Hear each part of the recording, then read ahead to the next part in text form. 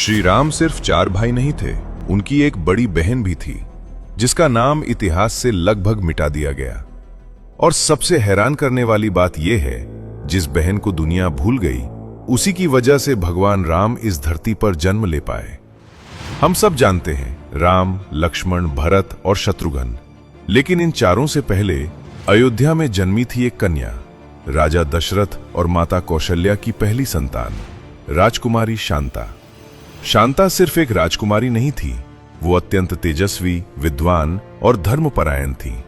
उनकी बुद्धि और ज्ञान की चर्चा दूर दूर तक होती थी, लेकिन उनकी किस्मत में कुछ और ही लिखा था।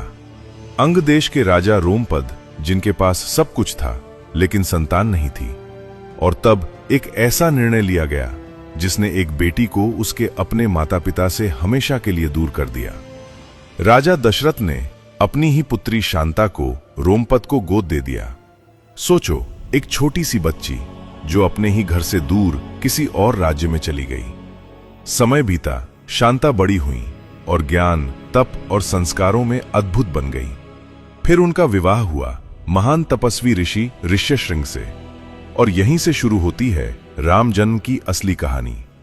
जब राजा दशरथ को संतान नहीं हो रही थी, तब वही ऋषि ऋष्यशृंग बुलाए गए, जिन्होंने किया वो दिव्य पुत्र कामेष्टि यज्ञ, और उसी यज्ञ के फलस्वरूप जन्म हुआ राम, लक्ष्मण, भरत और शत्रुघ्न का। अब एक पल के लिए सोचो, अगर शांता का विवाह ऋष्यशृंग से नहीं होता, अगर वो यज्ञ नहीं होता, तो क्या भगवान राम इस धरती पर आते? मतलब जिस बहन ने भगवान के जन्म की राह बनाई, उसी का नाम इतिहास की कहानियों में कहीं खो गया।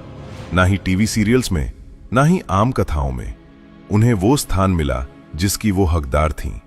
ये कहानी सिर्फ एक छिपे हुए पात्र की नहीं, ये कहानी है त्याग की, बलिदान की और उस सच्चाई की जिसे समय ने धुंधला कर दिया। तो बताओ, क्या आप राम की इस बड़ी बहन के बारे में पहले जानते थे?